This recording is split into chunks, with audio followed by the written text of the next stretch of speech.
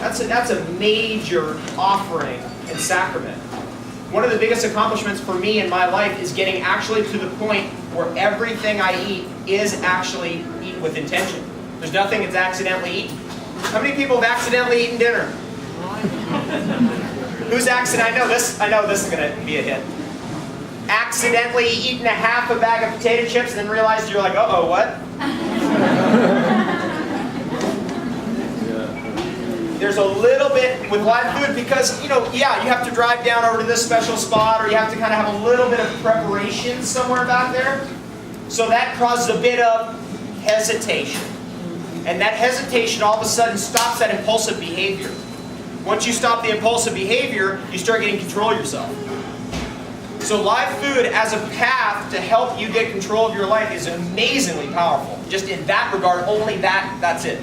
Let alone the nutrients, the water, the hydration, the power of the food itself. Just getting off of what that means to get, because we can only eat so much in a day. So the more we have live food in our diet, the less room there is for everything else. So that just kind of gets squeezed out. And it happens in a flow and a grace. How many people have tried too hard to eat totally raw? How many people haven't tried at all but succeeded? More people. Isn't that interesting?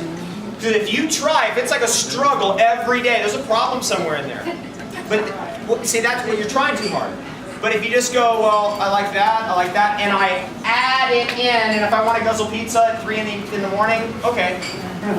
Right? Instead of going into the guilt, fear, shame, that whole trip, then it will actually work. And then you'll find, my God, I lost 100 pounds without trying. My friend Ian Clark, who's down there right now, hosting Wolfgang, actually lost 100 pounds in 1 year without trying, loving what he was eating all along. Has that happened to anybody in the room? Loving it. Just stoked. I was with a friend of mine in the UK, Sid. This guy's unreal.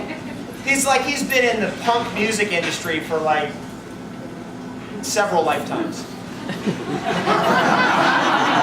You know what I mean. London punk scene. The full-on, the whole whatever. All of it.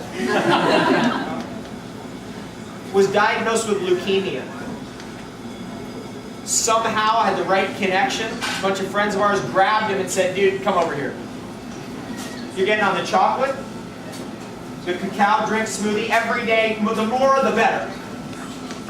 Superfoods galore. Wheatgrass juice as much as you want. The best sandwiches ever made with flax bread. Here you go. Here's how your wife can make it right there. There it is. And they literally educated this guy right in their kitchen for free just for fun.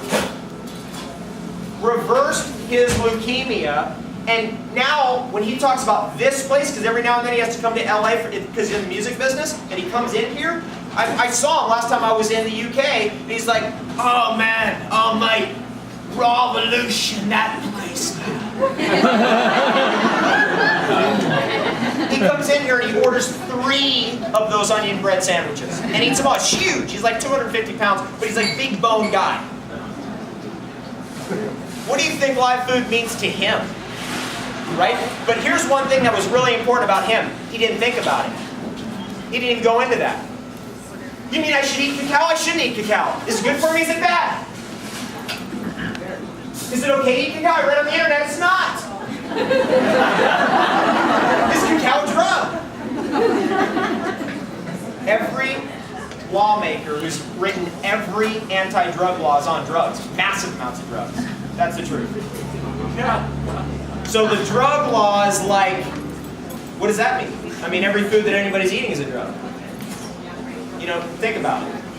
It's all been massively manipulated by human hands. It's been massively processed, cooked to death, boiled, broiled, toasted, and baked. But it's not a drug. And you know the drugs that are legal, the ones that make you unconscious. And the drugs that are illegal are the drugs that make you conscious. We can't have that, can we? We can't have people saving the forests.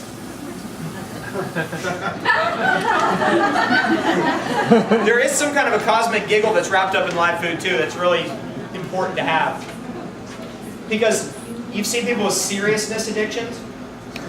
Like totally serious about everything. It's a drug. They keep hitting the serious button. Like, this is such a serious situation. And somehow live food works its little tentacles into you over a period of time, and those little sprouts work their way into your heart, and you suddenly realize that it's all cool. Blow up the planet, all right, whatever. It's like that. I guess the tools that you need to be the best live foodist ever are already about you. They're all right around you right now. The people that you need to meet are already here. All the technologies are already on the planet now. So it begins like in a moment. Like for me, what really triggered it's like, wait a second, bears don't eat cooked food. They don't cook things. Deers don't. Oh my God, billions of creatures. Maybe we're doing something wrong. Maybe that makes sense to me. I don't know. That's what it felt like was going on. Maybe we shouldn't be doing that. So I ran that experiment on myself. You need to have that kind of conviction inside yourself. You're never going to get there. If you can get on the internet and some guy says, well, cacao has rat particles in it. It's like, what?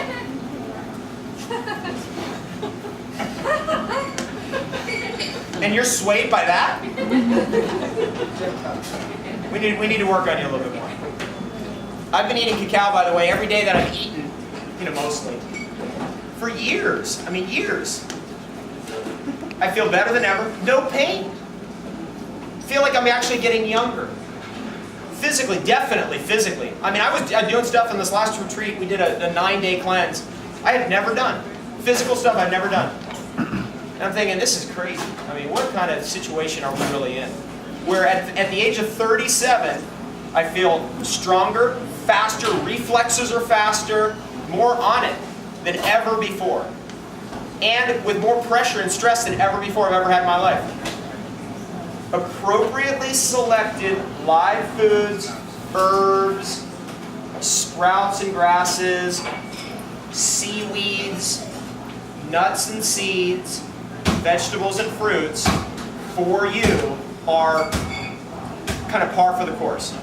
You've got to have some kind of sensibility about it because it's critical for the future. Just appropriately selected. If you know macadamia nuts are going to put pounds on you, how many people know that? You're going to have to stop at some point. I learned to stop at like 3, 4, 5, sometimes 6 or 7 or 8.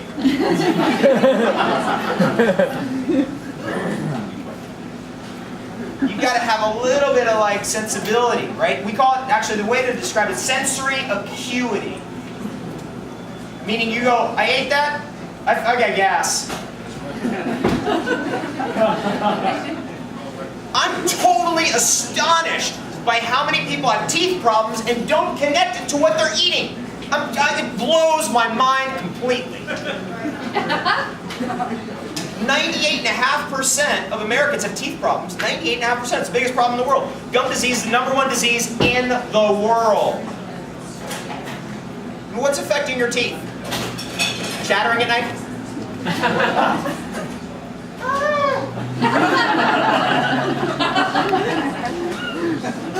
It's probably the food. I have 1 cracked tooth in my mouth since I was 14. I had it filled with mercury. Had that taken out, thank God. That was a good, please do that for yourself and others. Had another filling put in there, never quite sat there, so I just said, and it fell out. I said, you know what, forget it. I'm not doing anything. I'm going to do nothing. You ever heard this? Nothing is better for pain. You're in pain, do nothing. So I did nothing. That's easily 10 years ago now. Guess what? Perfectly fine.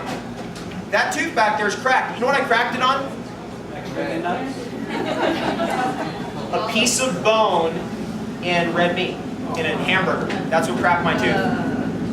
So the food affected my teeth. I know it's hard to believe. Shocking information.